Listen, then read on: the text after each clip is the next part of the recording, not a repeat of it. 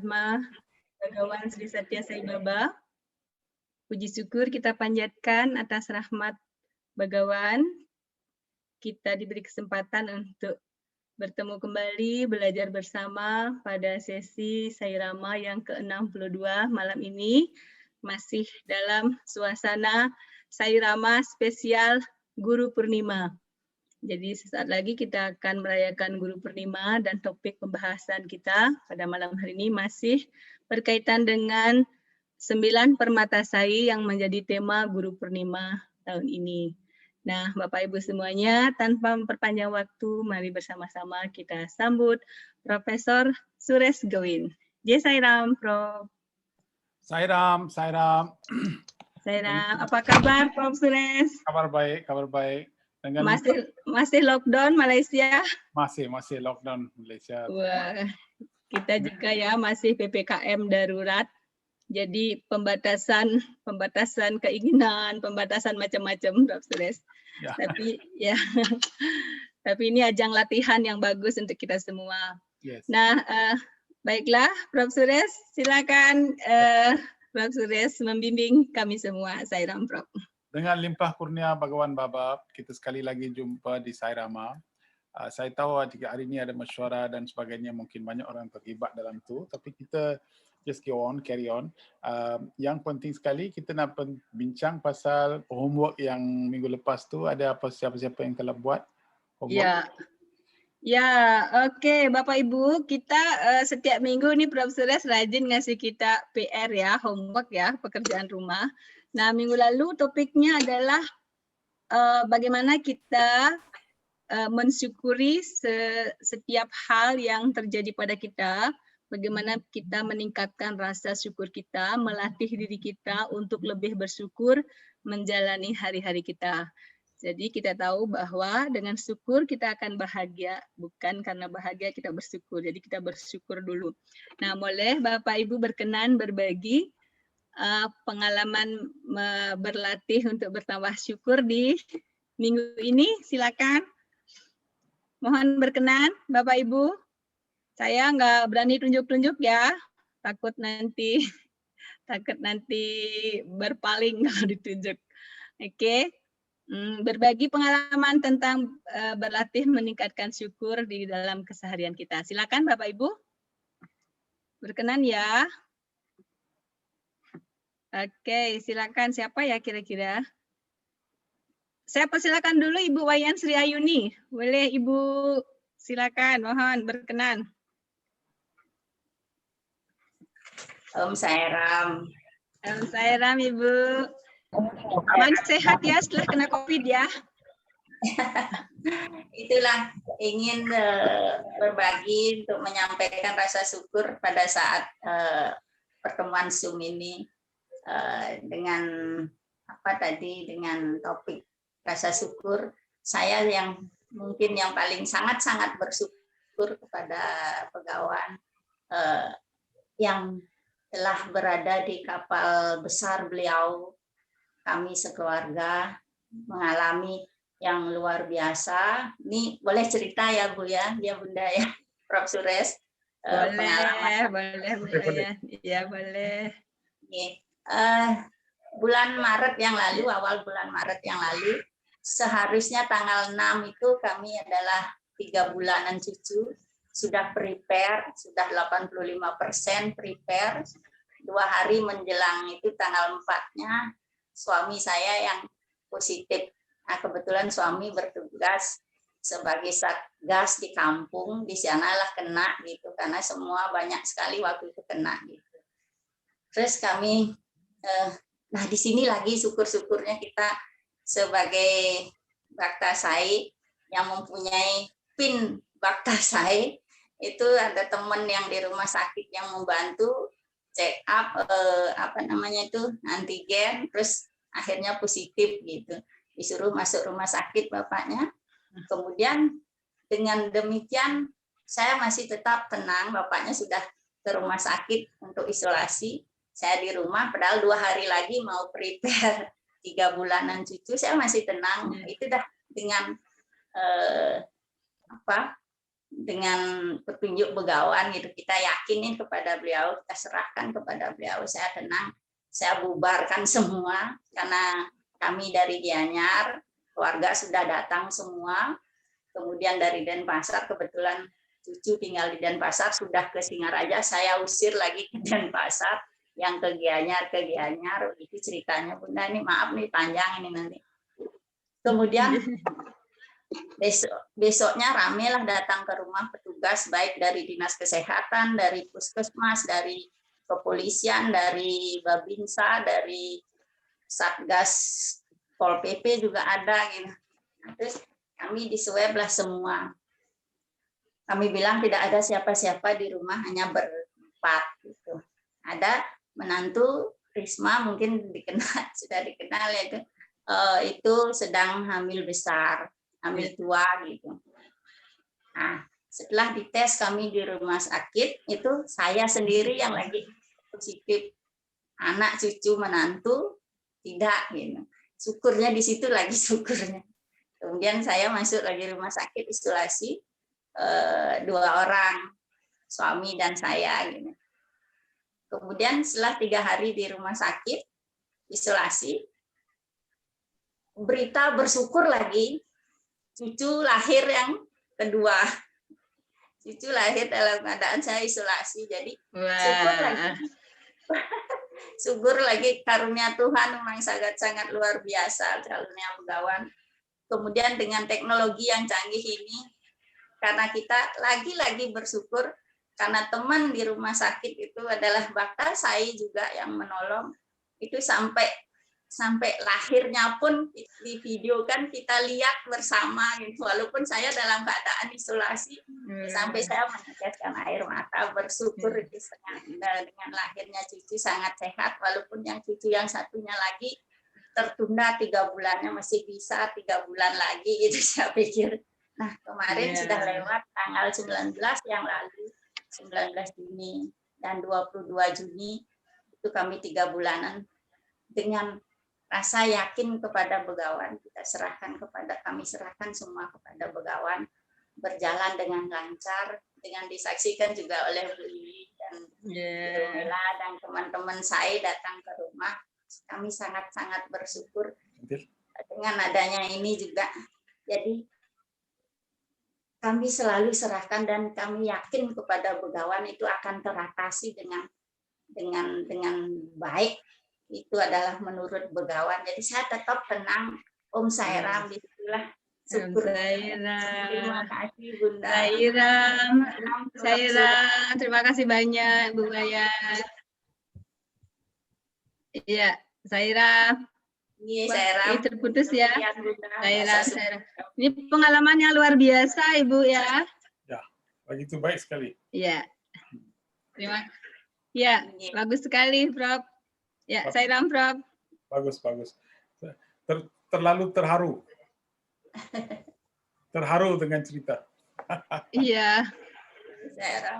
Iya, luar biasa. Itu begitu tenang menghadapi COVID, karena kalau kita panik, malah kita kondisi bisa semakin parah, karena beliau tenang, berdua tenang, semua bisa diatasi. Luar biasa ini, Prof ya. Ya, luar biasa. Oh ya, perlu itu juga pesannya Prof Suresh diterapkan banget itu. This will pass, semua juga akan berlalu ya, dan situasi akan kembali tenang. Semua situasi macam itu. Tidak ada masalah.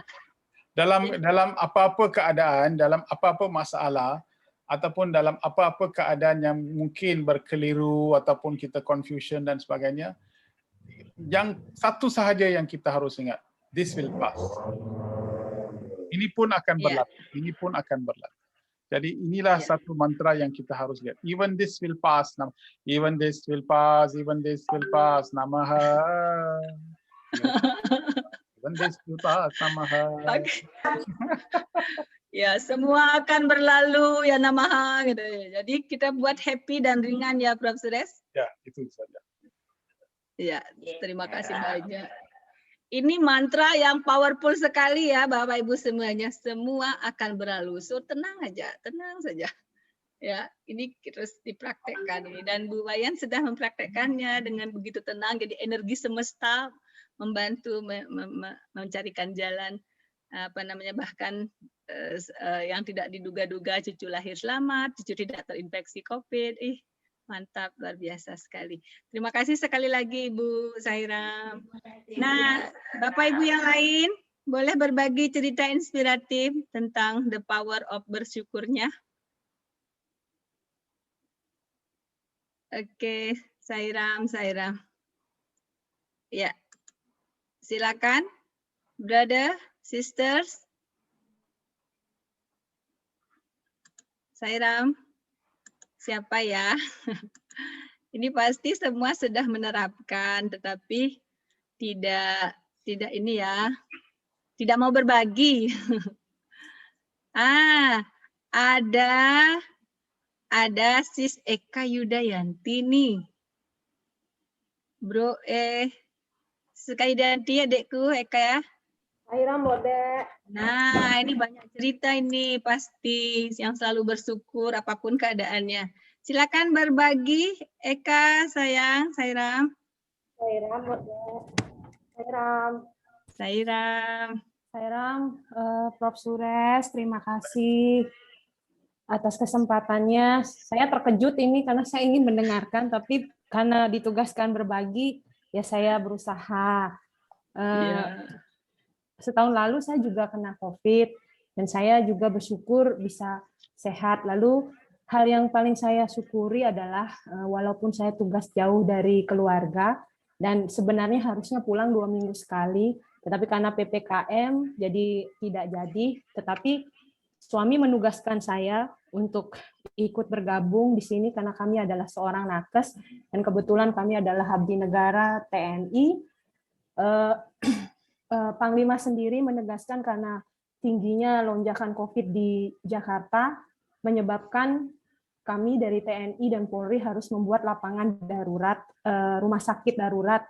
Dan yang saya syukuri adalah saya bisa ikut turun di dalamnya.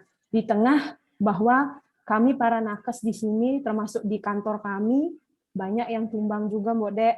Kita tuh bergantian WFO, WFH, tetapi karena tugas itu, dan saya selalu mengatakan bahwa ingat kata Baba, kata Prof. Sures, bahwa lakukan tugasmu dengan baik dan serahkan hasilnya kepada Tuhan, kepada suami, kamu pasti akan diberi yang terbaik. Jadi saya bersyukur, jadi berkat suami dimanapun bertugas dari Sabang sampai Merauke, walaupun posisi jauh dari keluarga karena negara pun membutuhkan, itu yang menjadi kebersyukuran saya. Itu saja Mbak Dek, nggak boleh panjang-panjang. Oke, terima kasih Eka, luar biasa sekali. Prof. Sures, Sis Eka ini Army, Prof. Not Army, but Air Force Woman. Oh, Air Force Woman ya bahasa Inggrisnya, sorry. Oke. Nah, jadi itu ya di tengah perjuangan menghadapi situasi COVID yang sangat sulit seperti ini, jauh dari keluarga, tapi tetap bersyukur dan merasakan kehadiran Begawan. Luar biasa sekali. Selamat berjuang Eka, sukses selalu ya. Nah, Bapak Ibu yang lain siapa? Atau mungkin yang mengikuti kita dari YouTube bisa berbagi lewat WhatsApp tentang pengalaman bersyukurnya. Bila berkenan, Bapak Ibu semuanya yang ikut join lewat YouTube, selamat malam, Sairam, terima kasih. Saya dapat info bahwa beberapa teman kita join lewat YouTube juga. Nah, bila ada yang berkenan berbagi, silakan di chat juga boleh. Oke. Bila tidak, kita bisa langsung lanjut, Prof. Sures, atau? Ya, boleh. Ya, oke, Beli Sadi, kita lanjut dulu. Nanti bila ada pertanyaan atau sharing lagi, tambahan, boleh kita buka lagi kesempatan. Nah, Prof. Sures, minggu lalu kita sampai di permata yang keempat, tapi yang keempat itu kita bagi jadi 2 sesi. Kita akan lanjut ke sesi 2, karena sesi pertama dari ini sudah kita bahas minggu lalu, yang surat dari Begawan untuk Hislop. Sekarang kita lanjutkan bagian keduanya ya. Ya, Sairam, silakan bisa ini kemarin kita sudah baca. Nah, kita lanjutkan tentang manusia adalah perwujudan Tuhan. Bagian kedua, ini surat Begawan karena panjang, kita bagi jadi 2. Nah, sesi pertama sudah kita bahas minggu lalu, ini sesi yang kedua. Pegawan menyampaikan kepada Hislop dan ini untuk kita semua. Kasihku, kegembiraan yang besar, kehalusan atau kelembutan dari kebahagiaan yang akan engkau rasakan saat engkau semakin dekat dengan diri sejatimu. Jika engkau berusaha untuk menemukan dirimu dengan menggunakan pikiranmu, engkau akan berusaha dan berusaha dengan sia-sia. Karena pikiran tidak dapat memberimu kebenaran. Kebohongan tidak bisa memberimu kebenaran. Kebohongan hanya dapat menjeratmu dalam jaringan penipuan. Tetapi jika engkau membuat dirimu peka, bangunkan kualitasmu yang sejati, baik dan indah. Di atasmu, di bawahmu, tidak ada apa-apa. Di sebelah kananmu atau di sebelah kirimu, tidak ada apa-apa. Hanya kekosongan atau ketiadaan. Dan larutkan, satukan dirimu ke dalam ketiadaan itu. Itu akan menjadi cara terbaik bagimu untuk bisa menjelaskan realisasi dari diri sejati. Namun kehampaan atau ketiadaan itu bukanlah ketiadaan dari kekosongan yang biasa. Bukan seperti kekosongan yang dipahami oleh indria. Ketiadaan itu adalah kepenuhan dari segalanya. Kekuatan keberadaan yang tampaknya menjadi segalanya. Sairam. Sairam. Wah, susah ini, Prof. Ya, ini memang susah. Tapi ini adalah kebenaran, ini adalah satu kenyataan yang begitu benar sekali. Ini kenyataan seperti ini kita tidak boleh dapat membaca dan tahu. Tetapi kita kena menghayati, merenung, mengalami. Ini macam seperti itulah baru pengalaman ini boleh kita dapat lihat. Jadi kita cek line by line. Ya. Okey, kita lihat.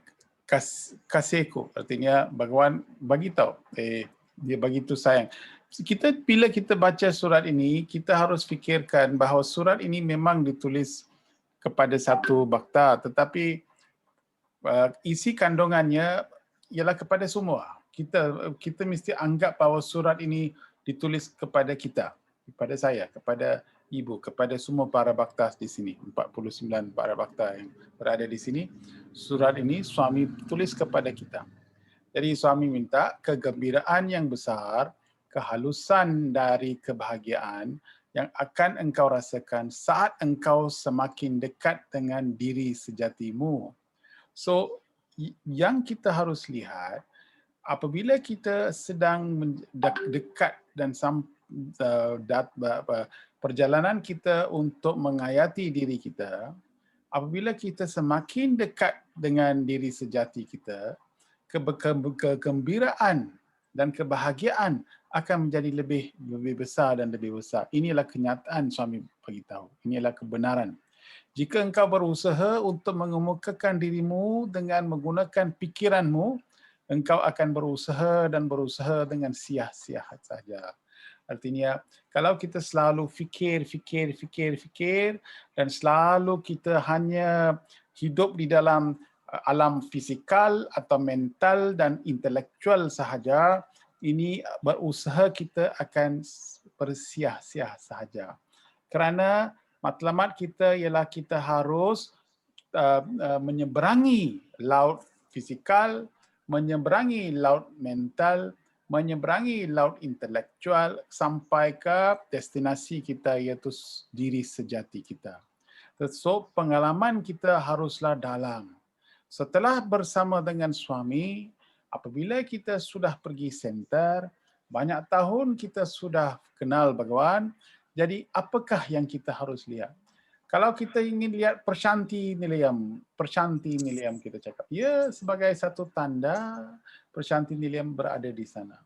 Ya, ialah satu tempat di mana kita harus pergi dan kita harus sembahyang dan kita harus lawat dan dapatkan restu. Tapi akhirnya, apakah kebenaran? Kebenaran ialah kita harus rasa bahawa Pershanti Nilayam itu ialah diri kita, di dalam kita. Kita harus menubuhkan Pershanti di dalam kita. Itu sebab Bhagawan namakan tempat itu bukan Shanti Nilayam. Bhagawan bagi tahu kita bahawa itu Pershanti Nilayam. Artinya supreme peace. Bukan saja peace, tapi supreme peace. So untuk mengalami supreme peace ini, diri kita harus tukar kepada Pershanti Nilayam. Tempat kita, hati kita mesti menjadi Pershanti Nilayam. So untuk melatihkan, untuk memberi kita latihan supaya diri kita boleh jadi Pershanti Nilayam, satu tempat disediakan supaya Bhagawan beri kita segala pengalaman untuk bawa kita daripada fizikal, emosional, intelektual, supaya kita kenal diri sejati. Apakah diri sejati? Atmasarupalara. Atmasarupalara. Swami selalu panggil kita seperti itu. Ini ialah definisi kita, diri sejati kita. Kemudian dicakap, di mana kualitasmu yang sejati? Di atasmu, di bawahmu tidak ada apa-apa. Di sebelah kananmu atau di sebelah kirimu tidak ada apa-apa. Hanya kekosongan, dan kita harus larutkan diri kita ke dalam ketiadaan itu. Ini sebab di dalam Vedanta pun dia bagi tahu, kalau kita nak ibaratkan Tuhan dengan macam mana Tuhan itu, apa tu pengalaman Tuhan? Adakah macam ini? Bukan. Adakah macam itu? Tidak. Adakah pengalaman untuk itu macam ini? Tidak. Jadi dia panggil neti. Not neti means not this. Bukan panjang, bukan pendek, bukan merah, bukan hitam, bukan besar, bukan kecil. Jadi tidak ada perkataan untuk memberikan kita pengalaman ini. So apabila kita sudah melarutkan diri means identiti kita sudah hilang sama sekali. Kerana sungai itu mengalir, di sungai Indonesia adakah you boleh namakan satu sungai di Indonesia? Sungai Barito, Sungai Kapuas, ya. Okey, Sungai Kapuas bila dia mengalir di dalam sungai itu, kita panggil itu Sungai Barito, so sungai apa-apalah, apakah nama. Tapi apabila sungai sudah temu dengan laut, air itu tidak kenal bahawa dia daripada sungai mana, sebab sudah bercantum dengan laut. Di dalam laut, tidak ada kelarutan identiti itu ke dalam laut itu. Jadi inilah keadaan kita. Sekarang saya profesor, saya Malaysia, saya ini semua identiti saya. Tapi apabila saya meninggal dan apabila saya melarutkan diri kita saya ke dalam ketiadaan itu bukanlah kekosongan yang difahami oleh banyak dicakap. So ketiadaan itu ialah bliss. Di dalam bliss itu tidak ada perkataan, tidak ada kekuatan, tidak ada apa-apa, tidak ada kelemahan, tidak ada apa-apa konsep, tidak ada apa-apa pun. Kita akan merasai bahawa kita larutkan diri kita di dalam laut itu, nama gelaran sungai pun tidak ada. Ketiadaan itu adalah kepenuhan dari segalanya. Apa-apa yang kita sedang cari, itulah kepenuhan dia. Kepenuhan. Kekuatan keberadaan yang tampaknya menjadi segalanya. Segala apa yang kita mahu ialah di dalam ketiadaan. So artinya di dalam ketiadaan itu kita sampai ke satu kepuasan yang tidak terhingga-hingga. Kita ada kepuasan yang tidak ada perkataan untuk memberi kita definisi. Inilah apa yang suami mahu. Sebenarnya seorang spiritual harus fikir dan ingat. Kita dengar bahawa okey, bila kita pergi Pershanti Nilayam, kita boleh dapat tempat duduk yang baik. Okey. Tapi untuk spiritual, tempat duduk itu dekat mana-mana pun kita boleh duduk. Bila kita duduk di satu tempat, kita betul-betul di dalam meditasi, kita boleh rasa suami di dalam hati kita. Di mana kita berada, kita boleh rasa kepuasan dan kepenuhan dengan perasaan itu. Tidak artinya bahawa apabila kita hanya di satu tempat sahaja, kita boleh rasa seperti ini. Kita boleh rasa as long as we are connected, di mana-mana di dunia kita duduk, kita boleh dapat merasakannya. Tetapi apabila kita pergi ke tempat-tempat suci, kita akan dapat inspirasi untuk hidup seperti seorang insan yang baik. Itu sebab kita pergi ke Prasanti William atau Kuil atau Tripedi atau mana-mana tempat ibadat kerana untuk mendapatkan inspirasi, untuk mendapatkan azam yang baik supaya kita boleh larutkan diri kita dalam apa? Dalam ketiadaan. Ketiadaan itu bukan kekosongan yang kita ibaratkan, tetapi sesuatu kepenuhan ataupun sesuatu yang begitu puas sehingga kan ada perkataan yang kita boleh cakap. Jadi Bhagawan bagi tahu kita apa arti, apakah pengalaman seorang spiritual yang betul-betul kita mesti menuju diri kita kepada itu. Wah, Prof. Suresh, ini kalau saya sendiri karena apa namanya masih jauh langkahnya, memahami ini rasanya apa ya Prof, perlu waktu, pelan-pelan sekali karena ini sangat terasa banget sangat indah dan sangat dalam. Jadi ketika Prof. Suresh jelaskan tadi, saya bayangkan diri saya tuh hening, berada di alam yang sangat indah, jadi nggak berani berkata-kata, dan tidak tahu harus berkomentar apa, karena menghayati ketika kita sadar akan sesuatu, ternyata kita tidak bisa berkata-kata malah ya. Ya. Cannot explain anything. Ya. Oke. Inilah pengalaman yang kita sebenarnya mesti dapat. Di dalam spiritual kita, bukan kita terlalu pentingkan konsep, kita perlu pentingkan. Ada orang cakap. Sairam bisa di. Ya, oke, terima kasih. Oke, Sairam Prof, silakan Prof. Ya, kita bukan terlalu terharu dengan konsep-konsep dan sebagainya. Tapi kita mesti dapat pengalaman. Itu yang penting sekali. So pengalaman itu bukan bergantung atau berkaitan kepada tempat dan sebagainya. Sebenarnya diri kita sahaja. Jadi di mana-mana apa-apa yang kita buat, kita mesti pentingkan pengalaman kita. Itu saja. So, jadi pengalaman kita bila mana-mana di rumah sekarang COVID, oleh kerana COVID kita pun lockdown, kita tak boleh pergi mana-mana. Tapi ini adalah masa dan saat yang begitu baik sekali untuk spiritual, untuk buat banyakkan lagi meditasi, banyakkan peluang lagi kerana kita tidak ada interaksi dengan dunia di luar.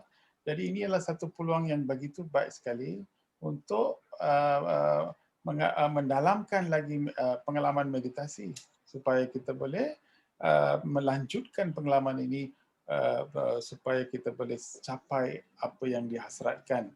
Kerana ini adalah satu suasana yang baik untuk buat demikian.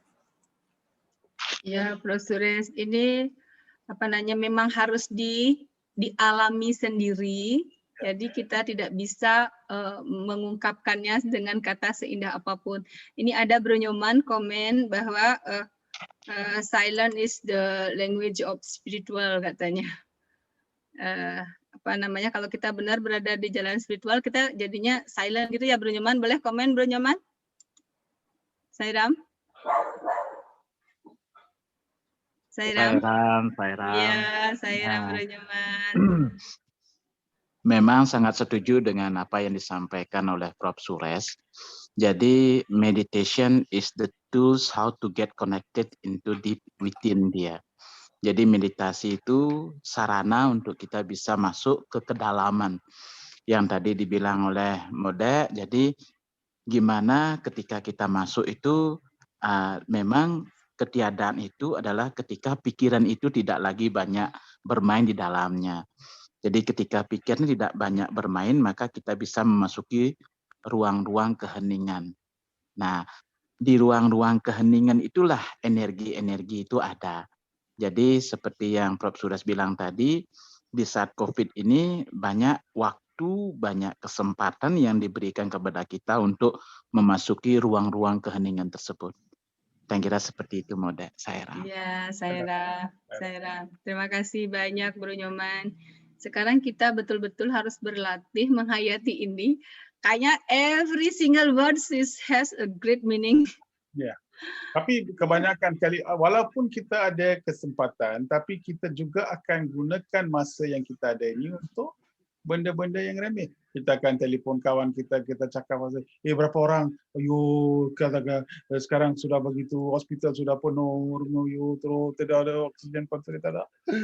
Tanya ni, kita tengok television lagi sedih. Kita panggil lagi 3-4 orang, ini seorang. Jadi kita mencari jalan-jalan ataupun berita-berita yang akan memberikan kita satu keadaan yang stres, sedih dan sebagainya.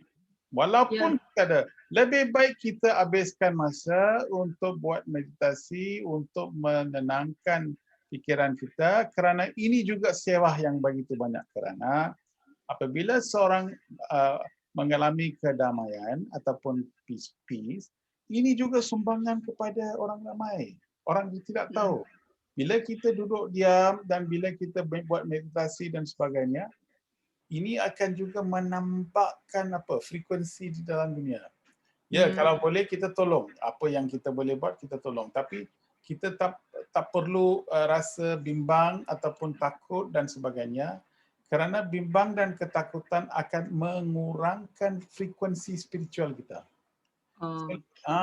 Lebih baik kalau kita selalu bimbang, kalau kita selalu takut dan sebagainya, ini akan mengurangkan frekuensi spirituality kita. Jadi bila sudah kurang, maka inilah akan menambahkan banyak lagi fikiran-fikiran yang tidak bagus, tidak baik dan sebagainya.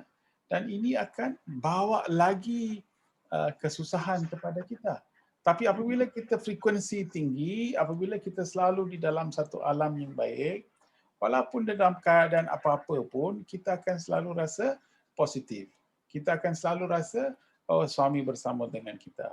Jadi dengan meningkatkan lagi frekuensi kita, maka kita akan selalu rasa bahawa suami bersama dengan kita. So jangan bimbang, jangan takut. Ambillah kesempatan yang COVID bagi kepada kita supaya kita membanyakkan lagi pengalaman meditasi. Ya betul sekali Prof. Suresh, Zahira. Ini kita kesempatan memang semakin banyak untuk dekat dengan begawan, merenung. Tapi memang godaan besar ya, dunia ada dalam genggaman. Jadi medsos kita sangat gampang loncat, melihat sesuatu yang membuat pikiran kita malah menjadi tidak tenang. Itu memang perlu berlatih kembali untuk mengingatkan diri sendiri agar apa yang kita lihat itu benar-benar membuat kita damai gitu ya Prof ya. Nah, terus saya kepikiran ini Prof, saya karena mungkin tidak mengerti ya, ini Bhagawan mengatakan, jika engkau berusaha untuk menemukan dirimu dengan menggunakan pikiranmu, engkau akan berusaha dengan sia-sia. Nah, jadi seakan-akan menggunakan pikiran itu, padahal kita kan bekerja dari pikiran gitu. Kalau seandainya tidak kita gunakan, bagaimana gitu, Prof? Apakah kita tidak harus pakai logika, just follow this what Swami says? Gimana itu, Prof? Tak, sebab bila kita kerja, kita harus menggunakan pikiran. Pikiran ialah satu alat yang harus kita gunakan. Tapi sekarang pikiran ialah memperalatkan kita pula. Sudah reverse. So, bila kita mau sesuatu benda, pikiran seperti itu mesti wujud kepada kita. Dan proses pemikiran itu, kitalah yang harus mengawal. Artinya, kita mempunyai pikiran. Tetapi kebanyakan orang, pikiran mempunyai kita. Isi dari reverse, sudah reverse. Bila terlalu fikir, bila pikiran mempunyai kita, inilah saat-saat yang kita akan mengalami stres. Itu saja. Bila kita stres artinya pikiran sudah mempunyai kita. Bila kita mempunyai pikiran, maka itu tidak ada masalah. Artinya kita sudah kawal pikiran. So bila kita, Swami bagi tahu bahawa banyak perkara kehidupan kita, 80%, 90%, kita habiskan banyak masa di dalam alam pikiran saja. Bila kita selalu di dalam pikiran, maka kita tidak akan dapatkan hasil yang kita sepatutnya dapat. Tetapi apabila kita selalu dengan spiritual, di dalam spiritual bila kita kerja, apakah jenis pikiran yang kita perlu dikawal, dipengaruhi oleh spiritual.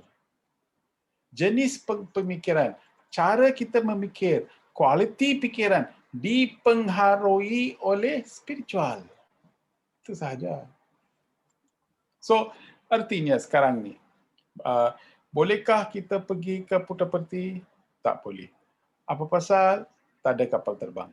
Apa pasal? Kerana airport tak ada buka. Okey. Bolehkah kita pergi ke India? Tak boleh. Jadi oleh kerana kita tak boleh pergi ke Puttaparthi atau Pershanti, ataupun kita tak boleh buat perjalanan ini, bilakah kita boleh buat pergi? Mungkin tahun ini pun susah. Tahun depan? Mungkin.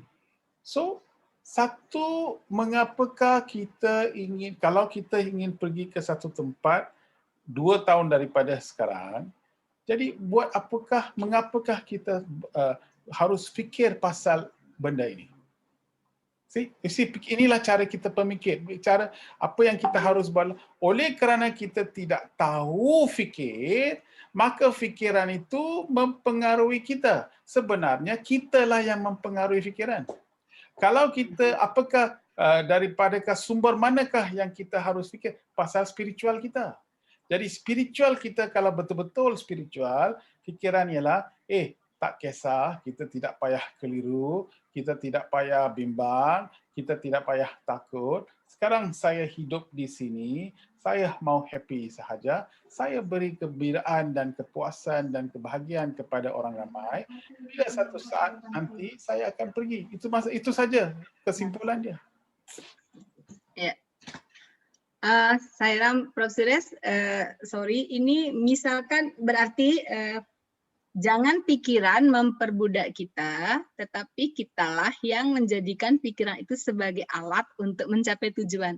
Betul. Ya. Kita yang dimaksud itu adalah conscience kita. Ya, our consciousness, our conscience kita. Jadi artinya di kesedaran kita. Jadi apabila kita, jadi pikiran itu haruslah kita tahu bahawa ini ialah satu alat sahaja. Bila kita menggunakan alat ini untuk capai sesuatu, okay, then you are in control.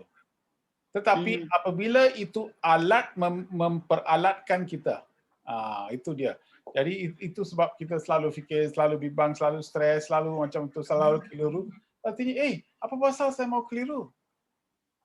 Itu sebab kita mesti, bila kita tanya soalan itu, artinya kita sudah kawal pikiran kita. So bila kita kawal pikiran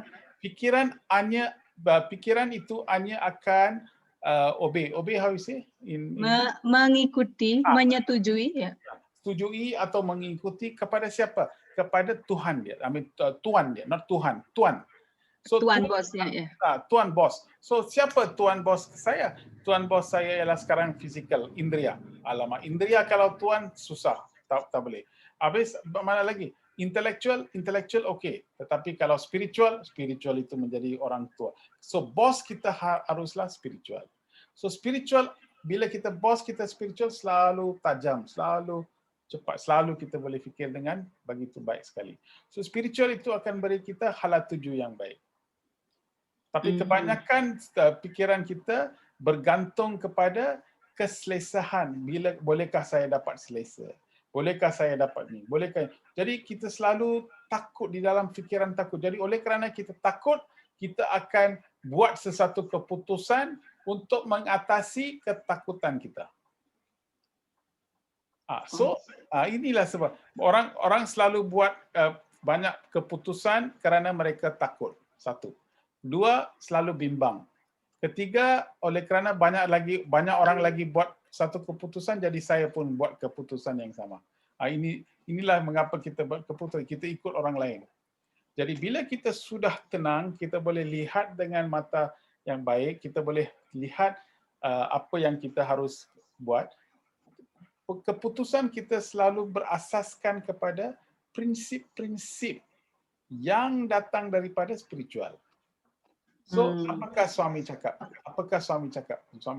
Suami bagi tahu bahawa ikutlah ajaran saya. Ikutlah panduan saya.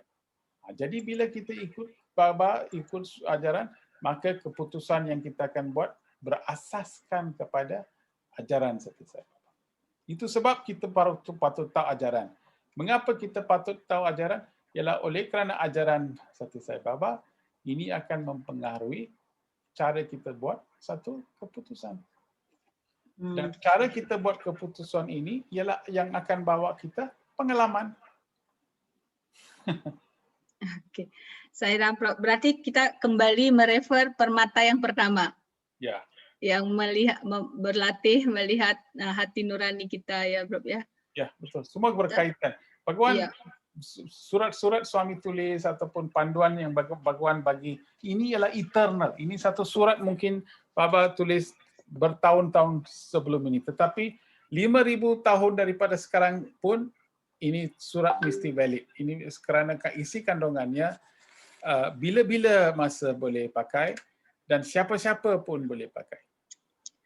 Ya, ini luar biasa. Kita semua akhirnya dapatkan permata langsung dari Bagawan. Zaman Rama, zaman Krishna nggak pernah kita dapatkan komunikasi seintens ini. Ya. Tapi zaman Bagawan kita dapatkan begitu dekatnya. Nah, ini Prof. Suresh ada pertanyaan yang masuk dari jalur pribadi. Beliau bertanya, Sairam luar biasa satsang malam ini. Selamat dan sukses Prof. Suresh. Bagaimana cara mengendalikan pikiran yang seperti monkey crazy agar bisa menghayati silent is God? Terima kasih, Sairam. Dia cakap pasal monkey mind nggak tadi? Ya. Suami cakap, kalau suami bagi tahu kita monkey mind pun okey. Saya rasa itu pun okey. Tapi Bagawan tak bagi tahu kita macam tu. Dia cakap monkey mind, dia cakap drunk monkey mind. Iaitu itu monyet sudah mabuk. So fikiran kita ialah seperti satu monyet. Satu monyet tidak boleh duduk diam-diam. Dia selalu lompat sini, lompat situ. Tapi ini monyet bukan saja macam itu, tetapi dia cakap dia mabuk. Dia sudah mabuk. So, kalau mabuk punya monyet, lagi-lagi tak boleh stable. Lagi satu Baba cakap, bukan saja monyet itu mabuk, monyet itu gila. So, bukan mabuk, sudah gila. Kemudian tiga perkataan Baba cakap. Monyet, pikiran kita seperti monyet yang bukan saja monyet yang mabuk, monyet yang gila, tapi monyet juga yang digigit oleh scorpion. You know scorpion apa? Kalajengking. Jengking. So kalau jengking itu sudah gigit itu monyet, dia lompat-lompat dengan begitu sakit. So sekarang ibaratkan fikiran kita macam satu monyet, fikiran kita macam monyet, sudah gila, sudah mabuk, sudah digigit oleh cincin. Tengok macam mana itu monyet.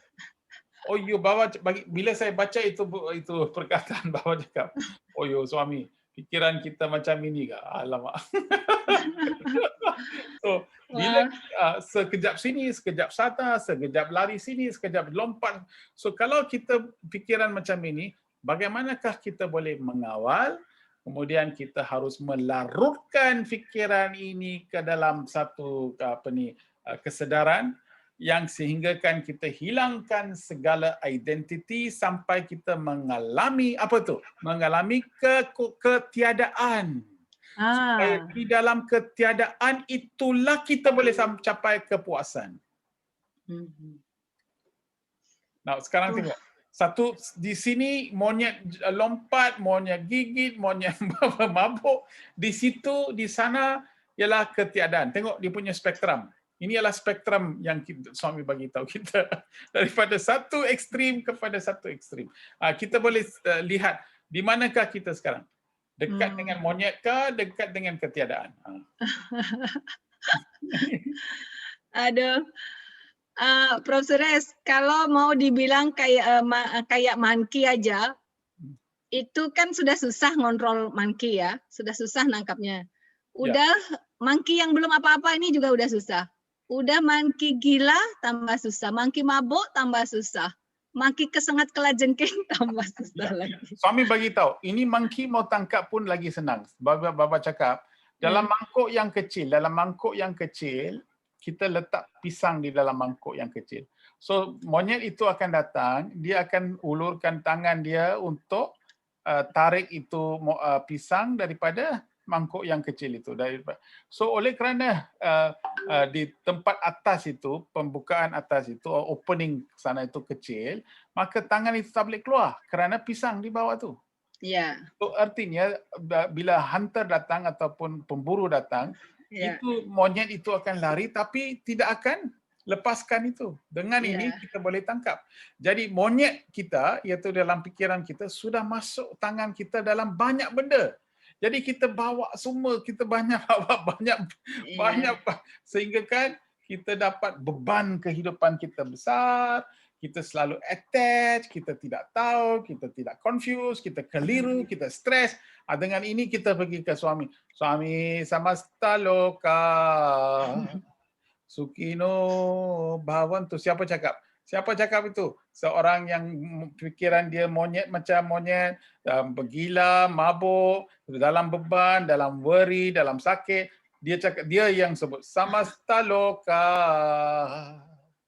Tengok macam mana. So kalau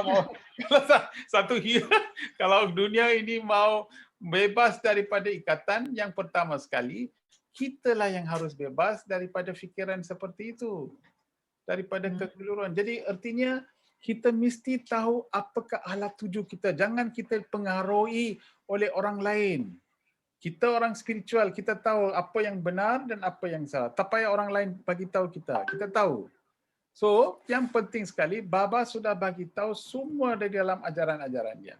So, bila kita Baba cakap, tunggu sini. Jangan kita pergi lari tempat cari. Apa pasal you tunggu sini. Itu sebab si Rama cakap kepada Sita, tunggu sini. Jangan pergi mana-mana. Faham? Sita cakap, okey. Kemudian Lakshmana buat satu garisan. Okey, abang panggil, saya akan pergi. Tapi tolong jangan lintas itu garisan. So Sita cakap, okey. So dia tunggu sana. So bila kita tunggu di bawah tanpa batasan, kalau kita duduk di tempat atau berdiri di tempat yang ditetapkan oleh Tuhan, tak ada masalah. Tapi kalau kita nak terus cross, kita menyeberangi lantai, tengok sudah di kidnap, what you say in Indonesia, kidnap? Diculik. Diculik oleh Ravana yang datang. Itu pun Ravana tak datang dengan, kalau Ravana datang dengan 10 kepala, adakah you fikir bahawa Sita boleh cross? Enggak mau. Ravana memang ada 10 kepala. Kalau dia betul-betul datang, dia Sita datang sini, Sita tidak akan cross. Tapi Sita cross pada hari itu kerana Ravana datang sebagai seorang sadhu. So, Sita cross itu untuk beri dia air, nanti diculik oleh Ravana dan terus keluar. Jadi apabila Tuhan bagi tahu kita, tunggu di satu tempat. Saya sudah beri ajaran, tunggu sini, jangan takut, saya akan datang. Tiba-tiba kita mau menyeberangi, kita mau cuba ini, cuba itu, apa boleh buat? Jadi kita tidak mau ikut apa yang dia cakap. Ya, Saira, ini apa namanya? Ini benar-benar dalam banget, Prof. Suresh. Apa tuh? Really deep. Ya. Harus hayati benar-benar, Prof. Suresh. Saya pribadi besok akan ulang lagi nih dengar di YouTube. Ya, artinya yang penting sekali, ambillah ajaran Satya Sai Baba sebagai suatu ajaran yang penting sekali. Kerana dia suami datang untuk menyelamatkan roh kita, menyelamatkan atma kita. Jangan beri keutamaan kepada apa-apa. Beri keutamaan kepada untuk menyelamatkan atma kita. Dan atma kita haruslah ikut apa yang suami kata, bukan kepada orang lain. Apa yang Bhagawan kata, ikut itu. Apa yang Bhagawan beri panduan, ikut itu. Itulah penting. Jadi kita harus tahu membezakan Untuk membezakan kita mesti mempunyai diskriminasi. Itu sebab Bajan lagu pertama apa yang kita nyanyi? Ganesha. Itu dia. Jadi apa pasal kita bukan nyanyi lagu lain? Mengapa kita nyanyi Ganesha? Sebab bila kita nyanyikan lagu Ganesha, kita beri kepentingan kerana di dalam spiritual yang kita pentingkan ialah diskriminasi. Kerana daripada diskriminasi kita boleh tahu apa yang betul dan apa yang salah. Apa yang tidak betul, apa yang betul kita boleh membezakan. Dengan perbezaan ini baru perjalanan kita boleh bermula. Ini diskriminasi kalau kita tidak ada, maka kita akan terperdaya ataupun tertipu. Kita akan fikir ini betul, tetapi kita akan buat keputusan itu tidak bergantung kepada apa prinsip-prinsip yang telah pun disuarakan oleh Bhagawan. Oke, Sairam, Prof. Suresh, terima kasih banyak, Prof. Nah, ini ada lagi tadi brother kita yang bertanya tentang how to control our drunk crazy monkey mind-nya, yang Baitan by Scorpion tadi. Mungkin pasti sudah jelas dengan apa yang beliau sampaikan. Belum lagi, itu belum lagi, Pak. Itu soalan yang bagus.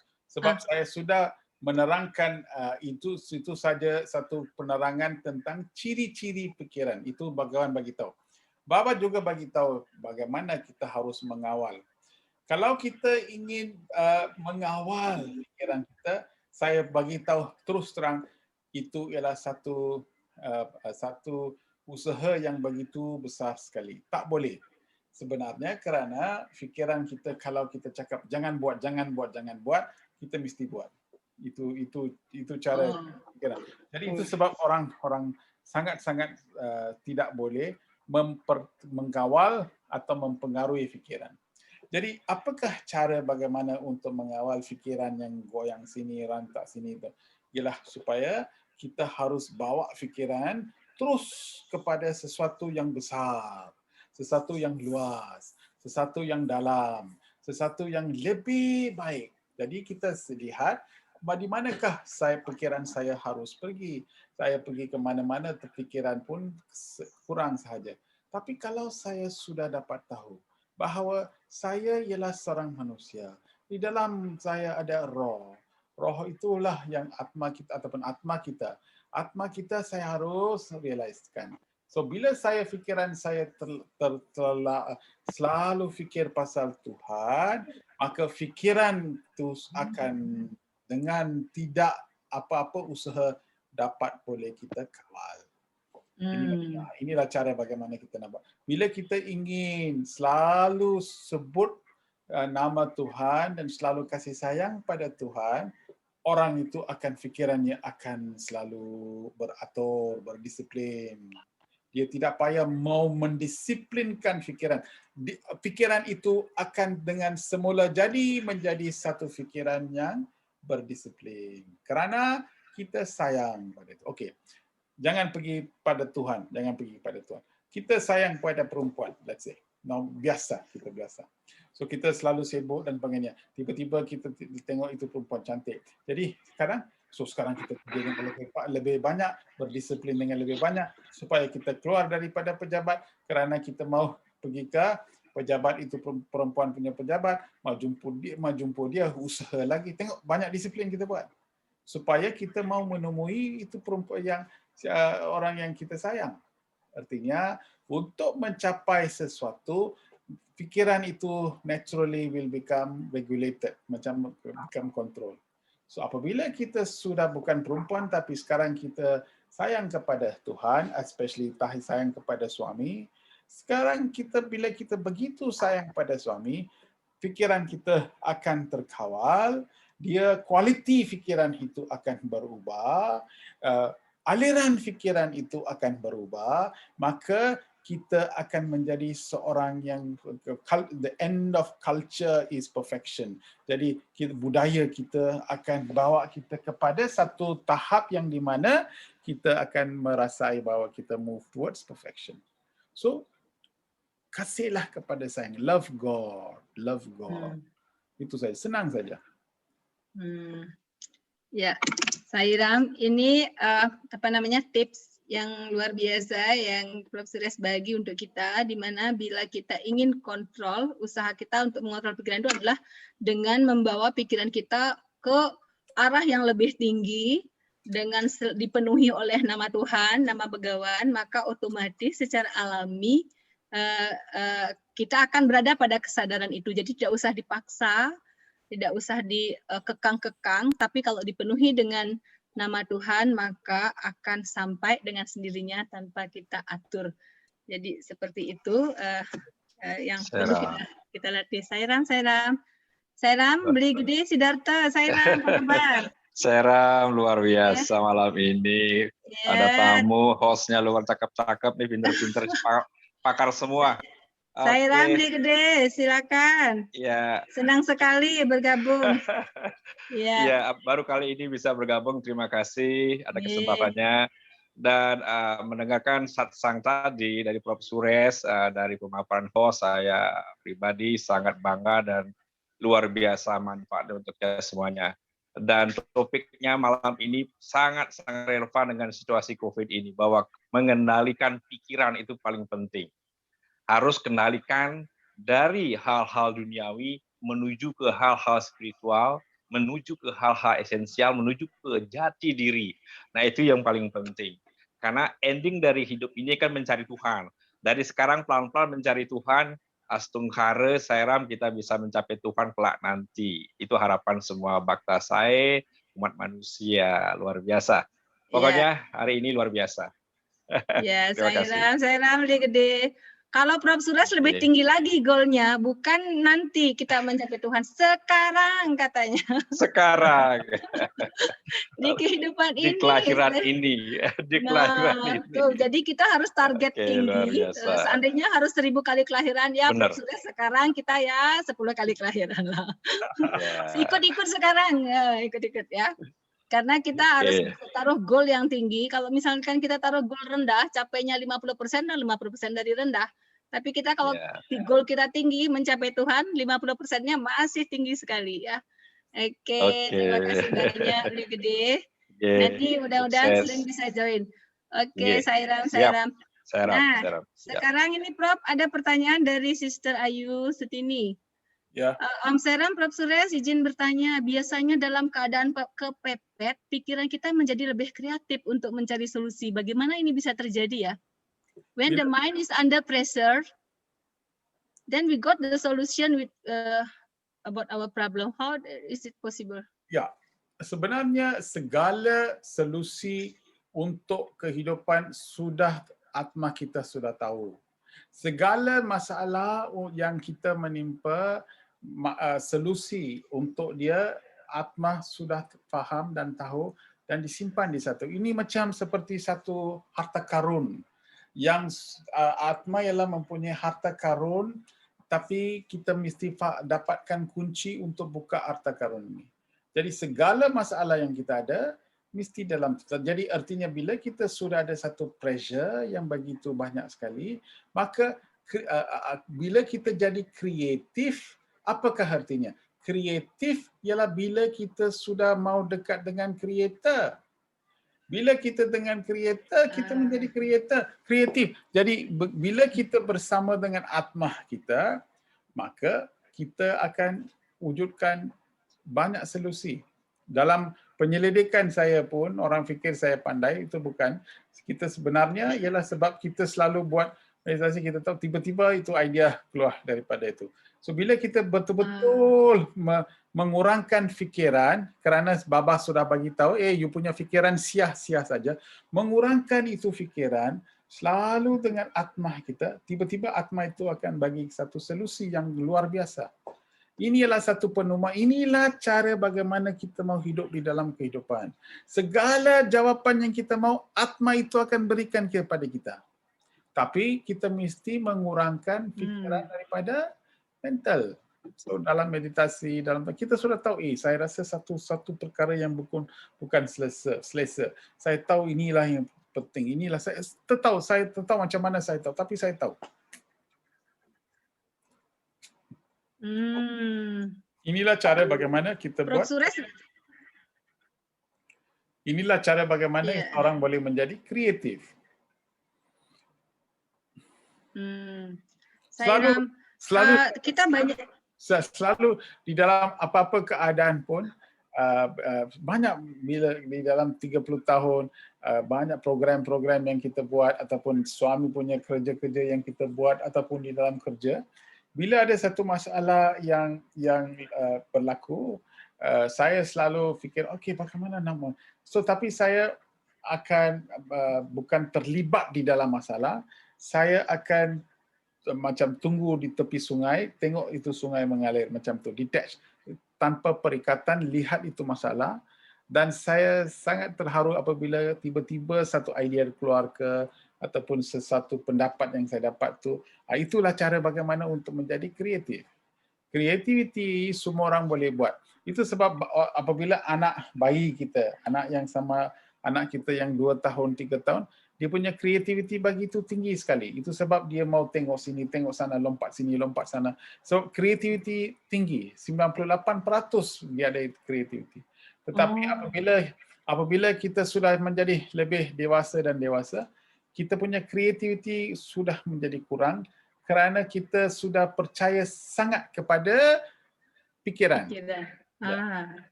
Itu sebab. Bila kecil, dia tidak fikir pasal. Dia boleh lompat, dia boleh jalan. Itu sebab ibu bapa kena jaga. Sebab dia tidak tahu. Dia jaga sendiri. Dia mau tengok dia sana. So, begitu kreatif anak. Bayi lagi kreatif. Tapi umur dia masih meningkat. Bila dia meningkat, dia percaya sangat kepada pikiran dan dia sudah condition. Banyak keluarga dia akan condition bayi itu, family dia, sibling dia. Jadi artinya akhirnya dia sudah percaya sangat kepada sesuatu itu sehingga kan kreativiti itu dia hilang. Seorang spiritual mesti menjadi kreatif. Mesti menjadi seperti bayi lagi, Prof. Yes. That's why in Christianity the gates of heaven is open to those who are childlike. Gates of heaven is open to those who are childlike. Seperti pikiran kita mesti menjadi balik macam bayi, innocent, pure, macam tu, kreatif. Wah. Ini kita sudah berdosa banyak nih sudah.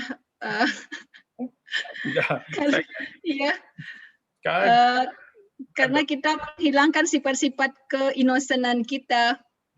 So sekarang kita sedang perjalanan kepada kita balik lagi. Inilah sebab apa yang kita buat dalam satsang ini ataupun mengapa kita buatlah. Ini sekarang kita mau jalan balik. So bila kita jalan balik, kita pulang balik kepada innocence, kita pulang balik kepada creativity, kita pulang balik kepada peaceful, happiness macam tu. Jadi inilah alam, kita pulang balik kepada satu alam semula jadi kita.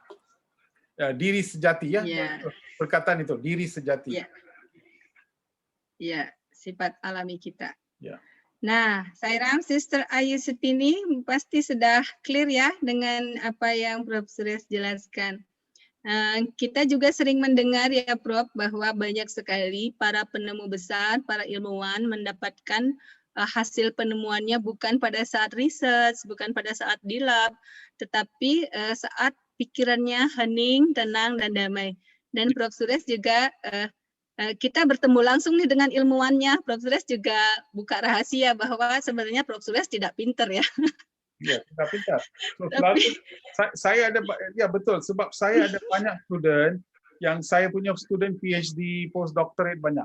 Jadi bila diorang datang tanya pada saya mesti tahu jawapan. So bila saya terlalu banyak fikir dan baca, itu idea tak akan keluar.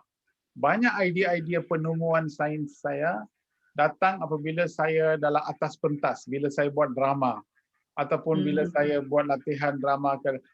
Bila saya berada di saat-saat seperti itu, tiba-tiba satu idea akan keluar. Tiba-tiba so saya telefon saya punya student, adakah you cuba macam ini? Cubakan.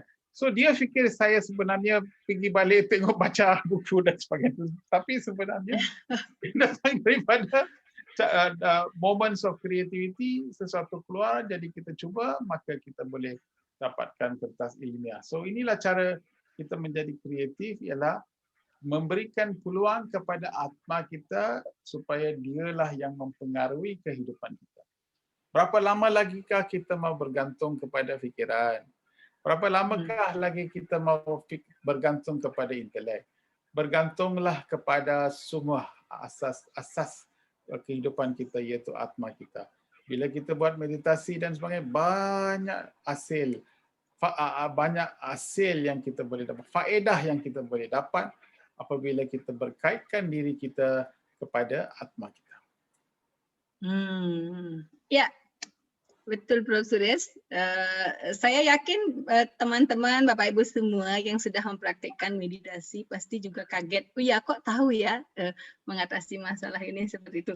Nah, kalau kita bicara misalkan kayak orangnya kan nggak kita temui ya, ceritanya kita dengar kayak Isaac Newton, Einstein juga bicara hal yang sama. Tetapi Prof. Suresh ilmuwan yang bisa kita temuin sekarang. Dr. Jumsai juga kita bertemu, beliau juga sharing hal yang sama. Ya, ketika beliau menemukan spacecraft yang mendarat di Mars, itu juga bukan saat penelitian di lab. Beliau juga saat hening pergi ke gunung, bermeditasi dan dapatkan ide itu sehingga menjadi satu-satunya orang Asia yang bisa membawa kesuksesan dari penelitian tersebut. Jadi ini terbukti betapa meditasi, menenangkan pikiran itu adalah membuat kita terhubung dengan atma kita dan mendapatkan jawaban dari semua pertanyaan yang kita cari. Jadi tinggal kita praktekkan dan ikutin langkahnya Prof. Suresh. Jadi kita nanti dianggap pintar padahal karena kita terhubung dengan atma ya Prof. Suresh ya. Betul. Ya benar ini. Nah ini oke. Ini bukan pertanyaan, saya Ram. Pertanyaan sudah habis Prof. Suresh. Mungkin Bapak Ibu ya, ada yang mau sharing, berpendapat, apa saja silakan. Kita masih ada waktu sebelum kita masuk ke slide berikutnya. Silakan. Sairam. Ini sister atau brother pakai nama Adnyani, Sairam? Sairam. Sairam, sister, brother, silakan. Sairam. Silakan. Ya, silakan langsung komentarnya. Brothers, sisters. Ram, Dek. Ige, beli gede. Kalau masih ada waktu sedikit, ini penting sekali memang kita membahas tentang pikiran ya. Mudah-mudahan bisa berlanjut. Sebenarnya itu mengatakan dirinya tidak pintar itu hanya untuk menyatakan bahwa orang pintar tidak boleh ego. Jadi beliau sebenarnya pintar, secara IQ beliau di atas rata-rata, cuma beliau nggak mau mengatakan itu karena beliau tidak mau terjebak dalam ego. Ya, karena musuh manusia pada dasarnya adalah ego itu. Nah, oleh karena itu, mari kita bersama-sama jangan sampai ego itu yang mendominasi atau hilangkanlah ego itu. Karena kan Bapak mengatakan jika ego hilang itu sudah sama identity kita hilang.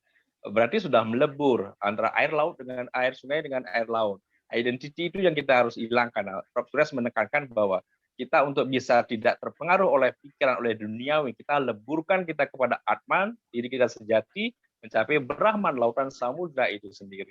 Nah ini kita dalam proses air Gangga, air Kapuas, air Batu menuju samudra itu. Nah dalam prosesnya inilah harus apa kita lakukan? Harus beningkah air itu? Harus kotorkah air itu? Memang kalau semua masuk ke laut, semua tidak ada kata bening dan kotor sebenarnya. Tapi dalam masa identity, harus bening yang lebih bagus. Nah, oleh karena itu heningkanlah jaya hati kita, diri kita sehingga bisa melihat inner power kita yaitu Atman dan God in self. Nah, merealisasikan itu yang paling penting sesungguhnya. Nah, itu tidak gampang, tapi harus terus berproses sehingga akan mencapai titik tertentu itu. Itu kira-kira tambahan sedikit. Iya, terima kasih. Terima kasih banyak, Beli Gede Siddhartha. Ya, Sairan, terima kasih. Oke, brother sisters, Bapak Ibu yang lain, silakan memberikan sharingnya.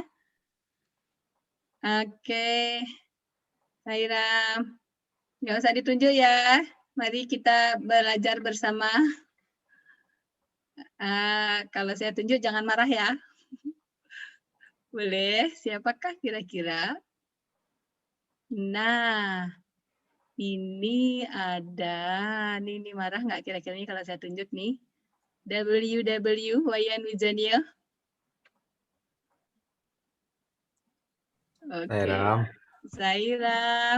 Sairam, Pak Guru Wayan. Sairam. Masih jumpa Speechless Lidan. nih Mbak Dek. Speechless. Karena begitu luar biasa ya apa yang disampaikan oleh Prof. Suresh. Saya merasa bahagia yang luar biasa mendapatkan pencerahan pada malam hari ini. Jadi merasakan seolah-olah suami yang berbicara begitu. Dan memang yang diungkapkan oleh Profesor Suresh itu memang kebenaran yang luar biasa. Yang memperkuat saya di masa pandemi ini merasa pandemi ini bukan sebuah musibah ya, tapi sebuah berkah sebenarnya dalam spiritual itu, yang mana dalam suasana pandemi ini kita diberi waktu lebih banyak untuk dekat sama beliau gitu. Memurnikan diri itu lebih bisa gitu ya, karena kita tidak terlalu banyak berinteraksi dengan orang, tidak terlalu banyak keluyuran gitu, jadi bisa lebih fokus di rumah. Apalagi dengan adanya satsang Sairama ini benar-benar seperti benih yang disiram dengan air yang sejuk gitu. Mudah-mudahan bisa terus bertumbuh ya, menjadikan kita benar-benar menjadi cahaya sai yang menerangi minimal lah di lingkungan sekitar kita gitu. Terima kasih Mbak Dek, luar biasa sekali. Saya tidak bisa berbicara banyak. Bahagia sekali rasanya mendengarkan apa yang disampaikan Prof. Suresh pada malam hari ini. Sairam, terima kasih. Sairam, Wayan, Wijania, terima kasih banyak. Nah, Bapak Ibu yang lain, silakan. Ini memang dalam ya, Surat Begawan Permata saya yang keempat ini dalam banget. Sebenarnya sih semuanya dalam-dalam ya, tapi kita nggak usah takut membaca sesuatu yang kayaknya, itu di luar dunia saya. Jangan berpikir seperti itu, karena kita harus mulai dekatkan suasana, berikan diri kita sesering mungkin suasana-suasana yang mendekatkan diri kita pada Begawan. Nah, silakan Bapak Ibu yang lain kalau mau bertanya atau sharing kembali. Bila tidak, kita bisa, masih sedikit nih waktunya. Kalau kita baca satu surat lagi kayaknya tanggung. Kalau misalkan Bapak Ibu ada yang bertanya, berbagi, silakan. Sairam? Atau kita tampilkan dulu surat yang kelima, Prof. Suresh? Pergi balik ke surat yang empat yang pertama. Oke.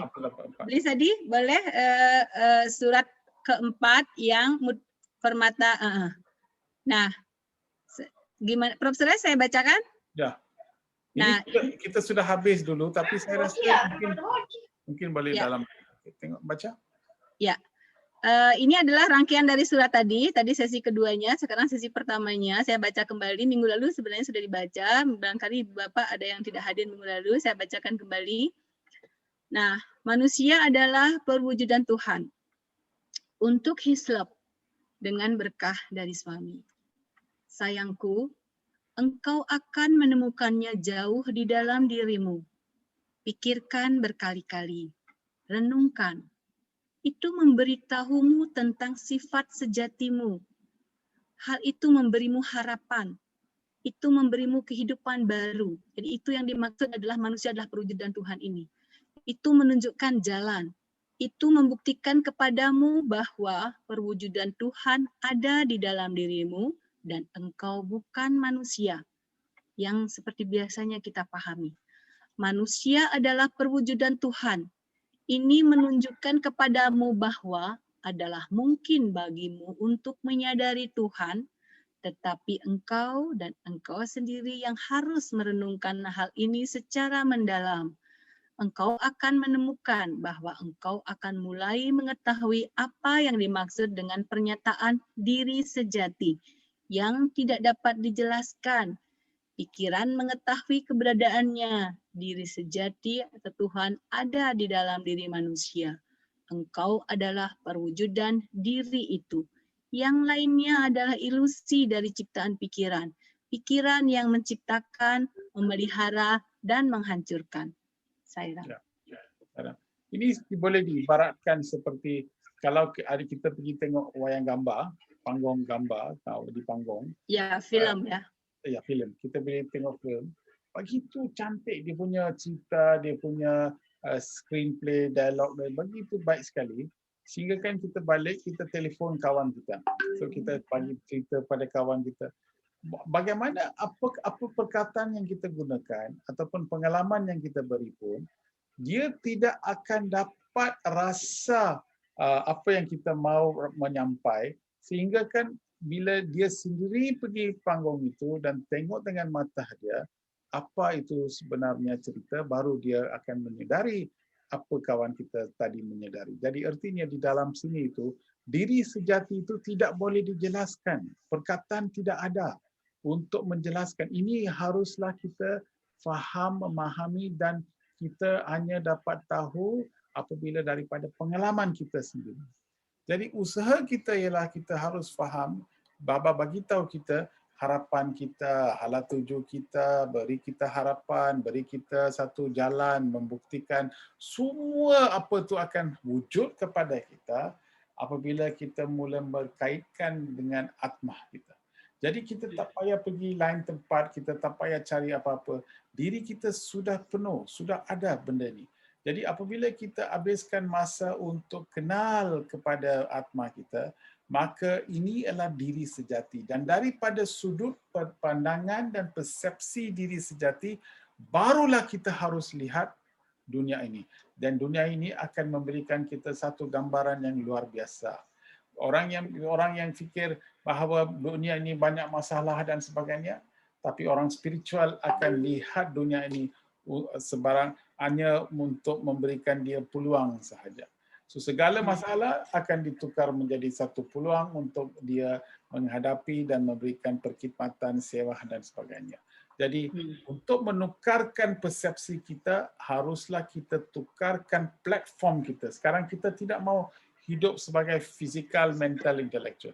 Kita mesti sampai ke daripada spiritual, saya ialah atma dan saya hanya diberikan sedikit masa sahaja. Mungkin 50 tahun, 60 tahun, 70 tahun, tetapi satu masa itu whistle akan ditiup dan kemudian itu permainan akan habis. Bila permainan habis, dia akan bawa saya keluar daripada padang ini. Dan apabila itu dipanggil kematian.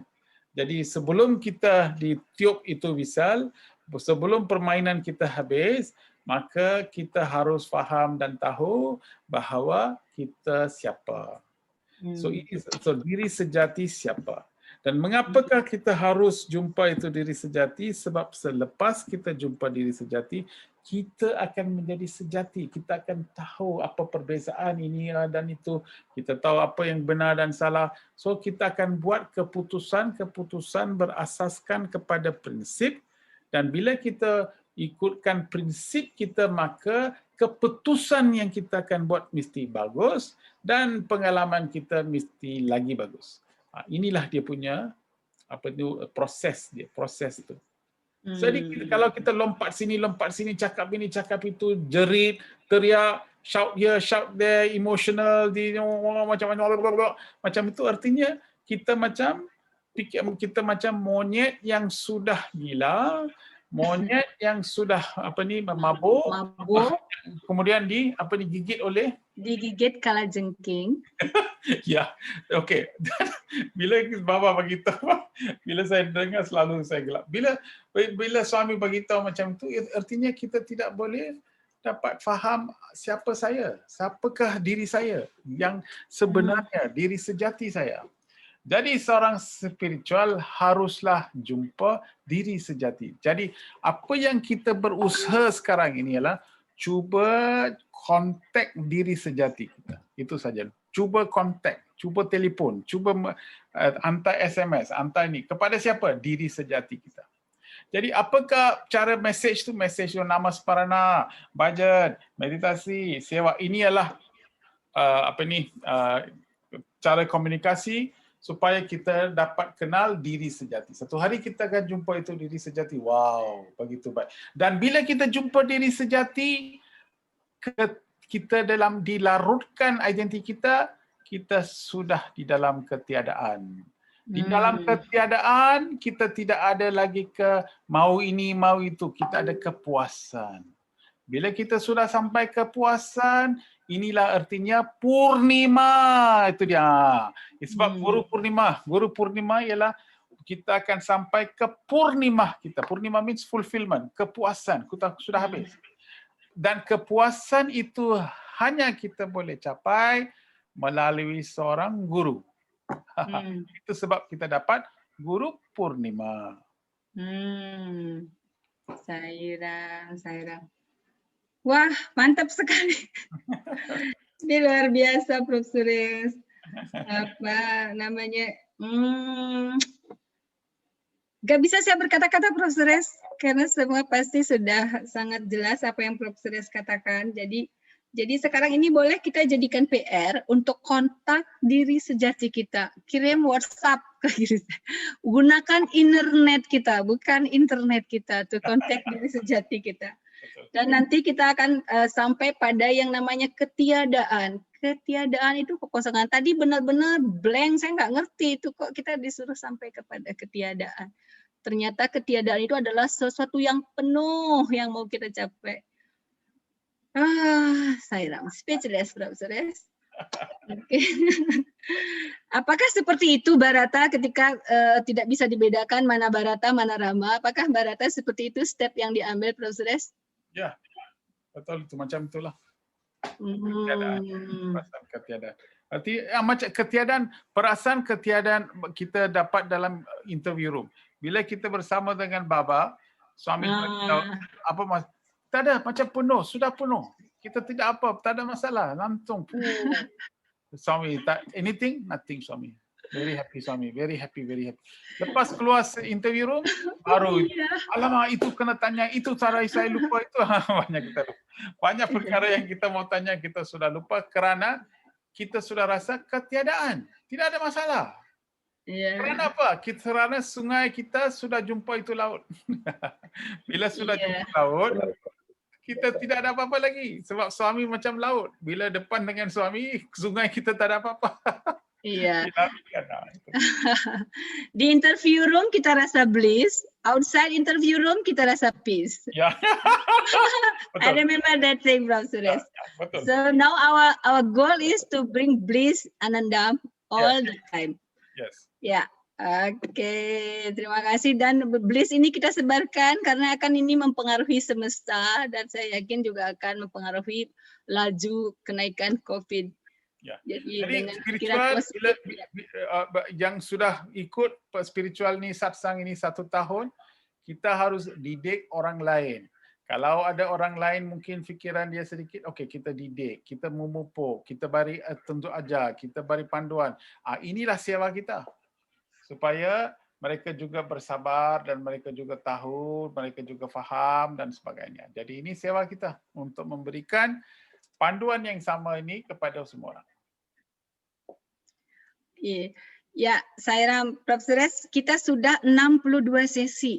Jadi ini mestinya kalau ini ada yang sudah matang, ada buahnya yang sudah matang, ada yang masih baru berbunga, ada mungkin yang berguguran, tidak apa-apa. Tetapi dengan pertemuan yang begitu intens selama 62 minggu, saya yakin akan banyak duta-duta, messenger, hanuman-hanuman yang akan menyebarkan pesan ini di tengah masyarakat dimanapun berada. Jadi kita sudah sampai di penghujung acara, sudah lewat cukup lama, saya sudah pura-pura lupa tadi.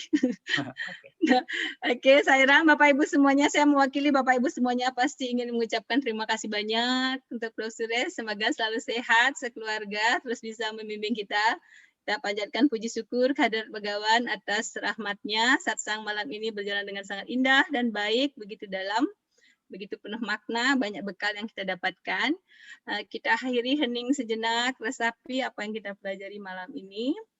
Kemudian kita tutup dengan doa Samasta-Loka Sukhino Bhavantu.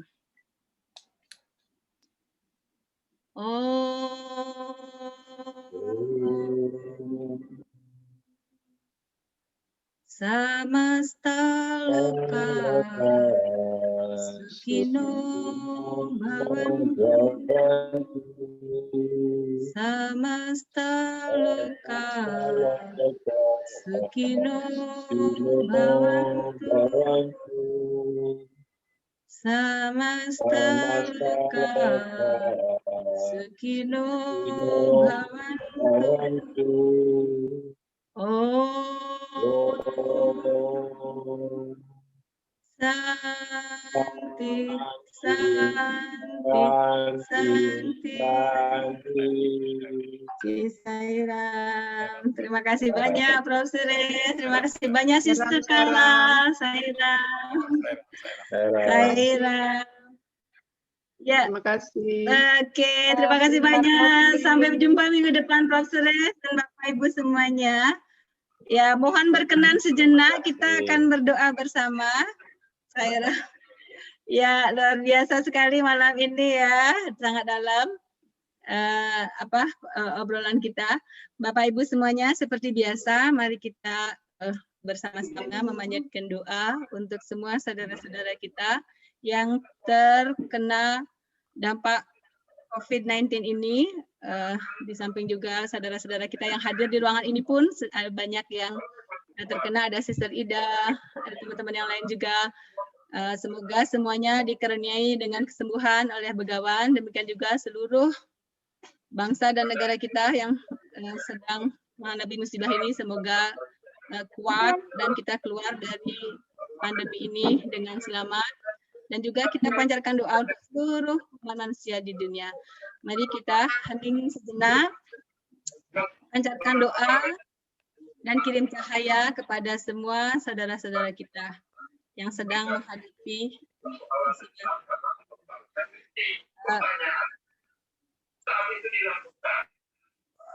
Sairam. Mari Bapak Ibu semuanya kita luangkan waktu sejenak untuk berdoa dengan hening, kemudian Omkaram 3 kali, dan kita pancarkan cahaya kepada semua saudara-saudara kita, seluruh bangsa dan negara kita, dan seluruh dunia. Semoga semua dalam lindungan Begawan dan segera terbebas dari pandemi COVID-19, juga musibah-musibah lainnya.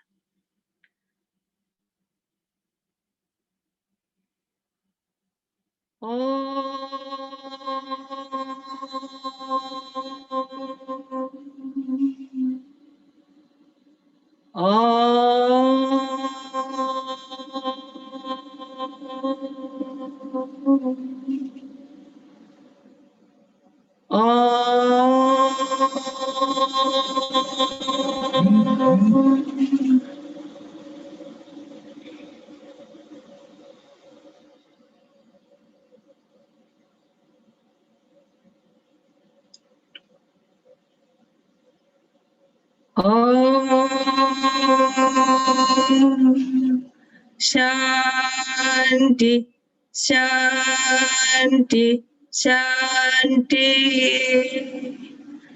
Sairam. Om Sairam. Ya, terima kasih.